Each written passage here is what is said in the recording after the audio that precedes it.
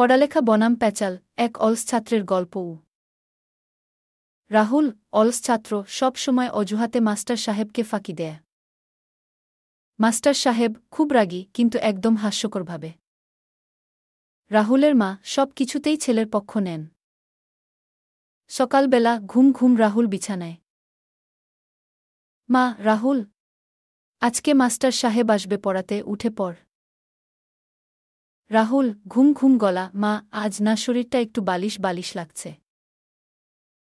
মা, বালিশ বালিশ লাগছে মানে? রাহুল, মানে বালিশটা ছাড়তে মন চাচ্ছে না। মাস্টার সাহেব এসে হাজির। মাস্টার, কই রাহুল? পড়তে বসছে না কেন? মা, ও একটু অসুস্থ, আজকে না হয় একটু ছুটি দেন। মাস্টার, ছুটি? প্রতি সপ্তাহেই তো ও অসুস্থ। আগের সপ্তাহে তো বললেন ওর পায়ে ব্যথা। রাহুল হঠাৎ ঢুকে, হ্যাঁ মাস্টারমশাই, ওই ব্যথাটাই এখন মনে হয় ব্রেনে চলে গেছে। মাস্টার চোখ বড়, এই ছেলে মাথায় ব্রেন তো আগে থেকেই কম। পড়া শুরু, রাহুলের অজুহাত শুরু। মাস্টার, বলতো বাংলাদেশের রাজধানী কি?